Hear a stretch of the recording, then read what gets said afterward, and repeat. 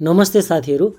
आर्थिक वर्ष 2079-80 को मौद्रिक नीति आज सार्वजनिक भएको छ। राष्ट्र ब्याङ्कले आज यो दस्तावेज सार्वजनिक गर्यो। अब बजारमा यसको समीक्षा सुरु भएको छ कि शेयर बजारलाई के असर गर्छ हैन, अनि अर्थतन्त्रलाई के असर गर्छ, अर्थतन्त्रका अहिलेका विद्यमान समाधान गर्नको लागि यसले लिएका उपकरणहरू कतिको प्रभावकारी छन्, शेयर बजार प्रति सरकारको जुन एउटा नीति मेनिफेस्टेसन हुन्छ नि दस्तावेज मार्फत, त्यो कस्तो किसिमको देखियो भन्ने कुरा चाहिँ आजको यो भिडियोमा हामी समीक्षा गर्नेछौँ। यहाँहरूले पनि दस्तावेज हेरिसक्नु भएको छ होला। हेरिसक्नु भएको छैन भने पुरा डकुमेन्ट अध्ययनको लागि चाहिँ मैले डिस्क्रिप्सन बक्समा यसको पीडीएफ लिङ्क राखिदिएको छु, हेर्नु होला। अनि त्यसपछि मैले अहिले चाहिँ शेयर बजारलाई केन्द्रबिन्दुमा राखेर मात्रै केही बुदाहरू लिएर आएको छु। त्यो बुदा र त्यसले प्रभाव पार्ने पक्षहरूबारे है त। र यो पहिल्यै मेरो तर्फबाट भन्नुपर्दा चाहिँ मैले मेरो व्यक्तिगत बुझाइ राख्ने हो। मेरो व्यक्तिगत बुझाइ कहिलेकाहीँ तपाईहरुको भन्दा फरक हुन सक्छ या वास्तविक भन्दा पनि फरक पनि पर्ने हुन सक्छ, किनकि यसलाई चाहिँ व्यक्तिगत रायको रूपमा मात्रै लिनु होला। भोलिका दिनमा लगानी स्ट्र्याटेजी अथवा चाहिँ भनौँ न एक किसिमले भन्ने हो भने यो सही गलतको कसीबाट चाहिँ नराखिदिनु होला भन्ने मेरो अपेक्षा छ। पहिला सुरुमा त केही बुदाहरू मैले कलेक्ट गरेको छु र मैले एकापट्टि राखेको छु व्यवस्था, र त्यो व्यवस्थाले शेयर बजारमा पार्ने परिणामबारे भनेर मैले यो यसरी टेबल बनाएर ल्याएको छु हैन। पहिलो व्यवस्था एउटा छ 4/12, सबैभन्दा बहुप्रतीक्षित र एकदम धेरै पेचिलो सब्जेक्ट म्याटर पनि हैन। 4/12 मा 4 हट्यो 12 यथावत, यो शब्द त सुन्नु भएको होला। यो भन्या के हो कसो हो त्यो म तपाईहरुलाई बुझाउँछु। गत वर्षसम्म चाहिँ के व्यवस्था थियो भन्दा एउटै व्यक्तिले पनि कोल्याटरलले भ्याएसम्म चाहिँ त्यस्तो सीमा नलाग्ने व्यवस्था थियो। अनि गत वर्षको मौद्रिक नीतिले के व्यवस्था गर्यो भन्दा एउटा व्यक्तिले एउटा ब्याङ्कबाट 4 करोड र 3टा ब्याङ्क गरी 12 करोड भन्दा बढी लिन नमिल्ने भन्यो। नेपालको अब डाटा पनि आयो पछि राष्ट्र ब्याङ्कबाट लगभग अराउन्ड 100 जना भन्दा बढी लगानीकर्ताहरूको चाहिँ त्यो सीमाभन्दा माथि लोन रहेछ, र त्यो ठुलो मात्रामा ठुलो अमाउन्टको चाहिँ सप्लाई गर्न पर्ने स्थिति आयो ठुला लगानीकर्ताहरूबाट हैन। त्यो सप्लाई गर्दाखेरि केही परिणाम आयो, बजारमा चाहिँ एक किसिमले प्यानिक सेलिङ आयो। त्यहाँबाट अरू साना लगानीकर्ता डराए, साना लगानीकर्ता डराउने क्रम सुरु भयो भन्दा 3200 को मार्केट 1800 सम्म झर्यो। र यसको चाहिँ दोष 4/12 लाई दिइन्छ। तथापि 4/12 ले मात्रै बजार घटेको चाहिँ होइन। पछि लिक्विडिटीको प्रब्लम आयो, अर्थतन्त्रको विभिन्न सूचकहरू प्रब्लम आए, अनि रसिया युक्रेन युद्धको कारणले गर्दा अलिकति बढी फियर क्रिएट भयो।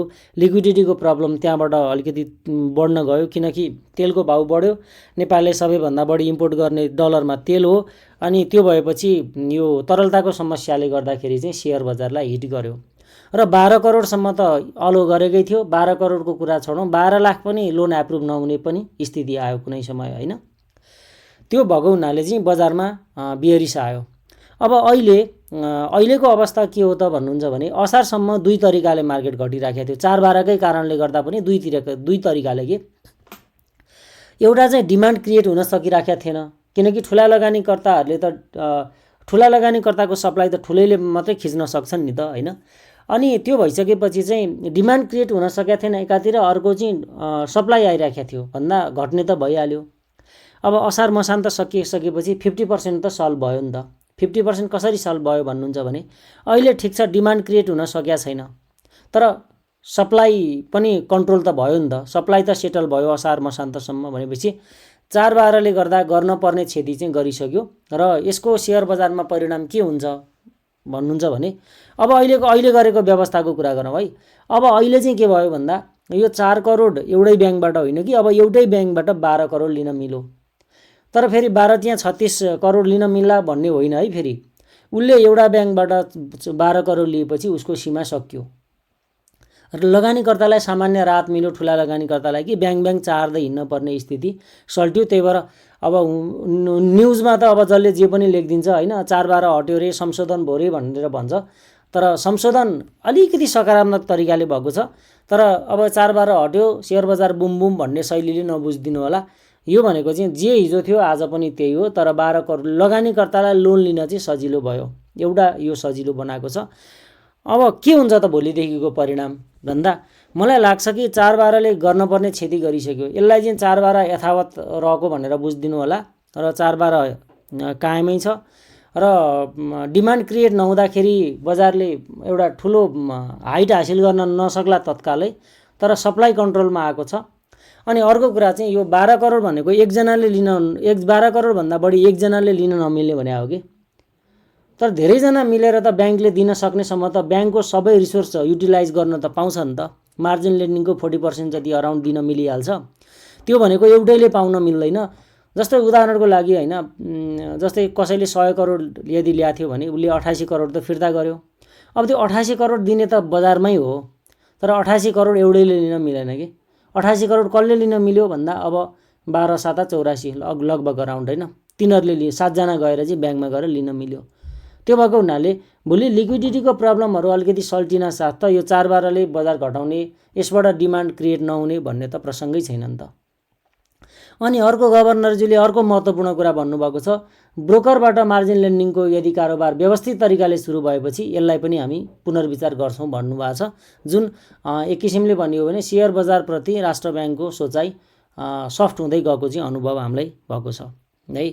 अर्को सेयर बजारप्रति मर्जर एन्ड एक्विजिसनमा जाँदा कारोबार नरोकिने भन्ने, अब एनआरबीले चाहिँ त्यसलाई नरोक्ने भनेको छ।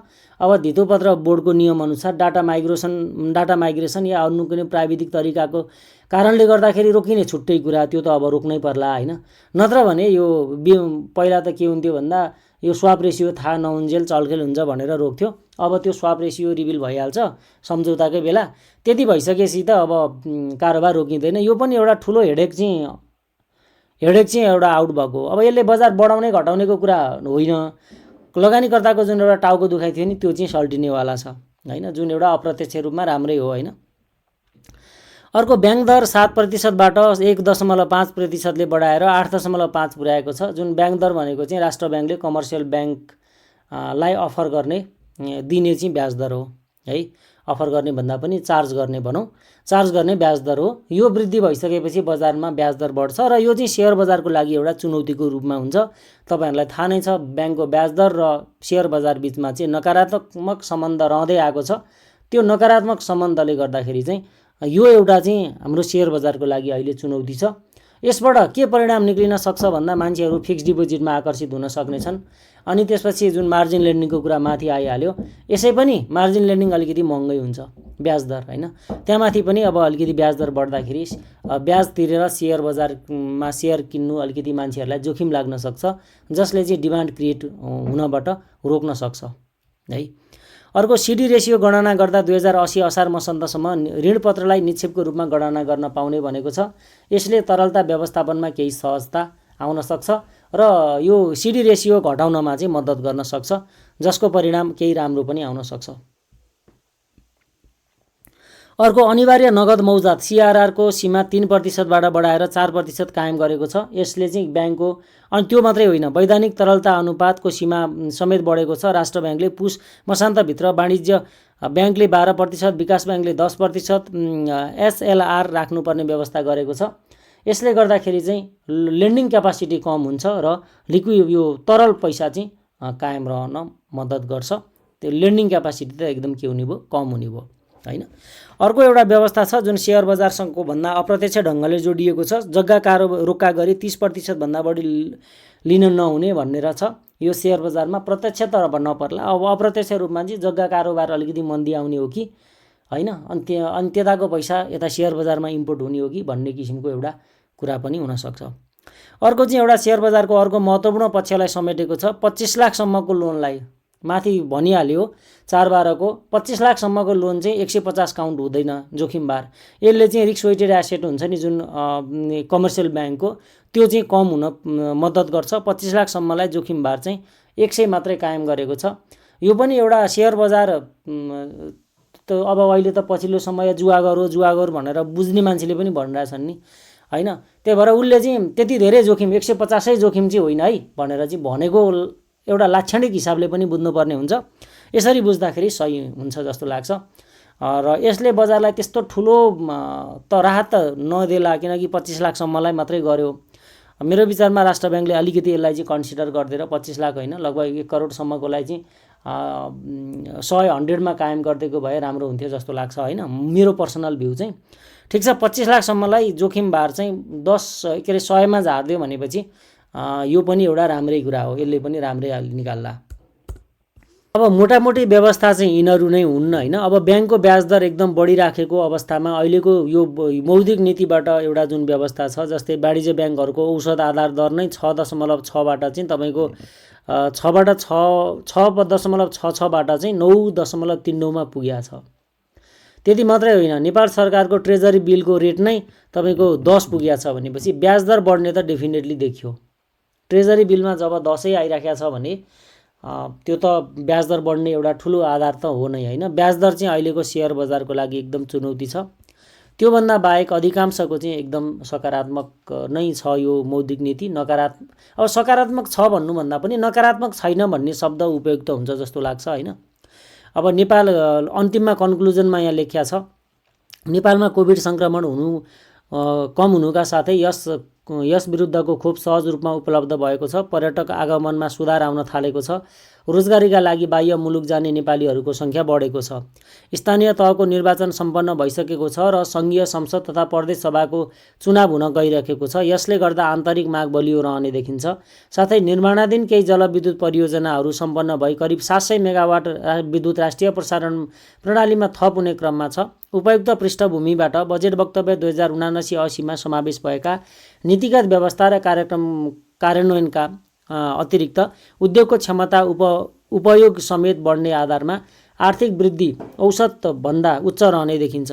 तथापि रासायनिक मलको अभाव, बाह्य क्षेत्रमा रहेको दबाव, तरलता सङ्कुचन र मूल्य वृद्धि जस्ता पक्षहरूले अपेक्षित आर्थिक वृद्धि हासिल गर्ने दिशामा भने केही चुनौती सिर्जना गरेका छन् भनेर कन्क्लुजनमा भनिएको छ। अब अन्तिममा तपाईँहरू स्वयंलाई म दुईटा प्रश्नहरू राख्दै मेरो आफ्नो विचार राख्दै म यो भिडियो टुङ्ग्याउँछु। ठुला लगानीकर्ता बिना डिमान्ड क्रिएट होला कि नहोला? अहिले त ठुला लगानीकर्तालाई चुकुल लगाएको, निषेध गरेको भनेर ठुला लगानीकर्ताहरूले बुझिया छन्। इन्डियामा पनि हालसालै यस्तै किसिमको एउटा नीतिले ठुला लगानीकर्ता र साना लगानीकर्ता बिचमा चाहिँ विभेद क्रिएट गर्नेदेखि लिएर त्यस्तो किसिमको एउटा आयो होइन।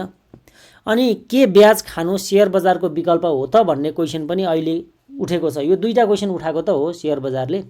चारबार कायम राखिदियो, अब डिमान्ड क्रिएट ठुलो हुन सक्ला कि नसक्ला एउटा।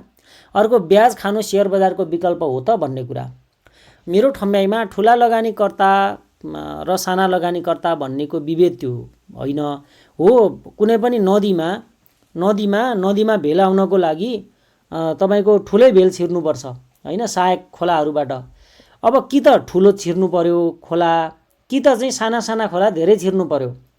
अब अहिलेको बजारको चुनौती भनेको साना खोला ठ्याक्कै छिरिहाल्न सक्ने कन्डिसन तत्कालै अब यो लिक्विडिटीको प्रब्लमले गर्दाखेरि नरहला होइन। त्यो हिसाबले चाहिँ मार्केट केही चाहिँ अहिले तत्कालको लागि यही अवस्थामा ठुला लगानीकर्ताले हामीलाई निषेध गर्ने भन्ने हिसाबले केही प्यानिक क्रिएट गराउन सक्छन्। तर त्यो चाहिँ के हुन्छ भन्दा अब त्यो उनीहरूको सप्लाईलाई एब्जर्ब गर्न सक्ने चाहिँ साना तथा मध्यम लगानीकर्ताहरू रेडी छन् कि छैनन् त भन्ने हिसाबले चाहिँ अहिले तत्कालै एकदम भिसेपमै मार्केट रिकभर हुन्छ चाहिँ म भन्दिनँ। मार्केट केही समय साइडवेजमा जान सक्ने सम्भावना देखियो। अब अहिले त मार्केट रिभाइभल फेजमा थियो, 2100 को इन्डेक्सतिर पुगेको थियो होइन। अहिले घटेर एकचोटि फेरि 1800 हिट गर्न पनि सक्छ, नगर्ला भन्न म सक्दिनँ होइन। तर बजारले यदि असार मसान्त त्यत्रो सप्लाईलाई एब्जर्ब गर्यो भनेपछि डेफिनेटली एक किसिमले भन्यो भने बजार चाहिँ एक किसिमले भन्यो भने एउटा आफ्नो तरिकाले चाहिँ त्यसलाई डाइजेस्ट गर्न रेडी छ जस्तो पनि देखिन्छ है मेरो ठम्याइमा। त्यही भएर 4-12लाई धेरै नगिजुलौँ। यो कायम रहेको छ, अब कायमै रहन्छ, सकियो यसको च्याप्टर क्लोज।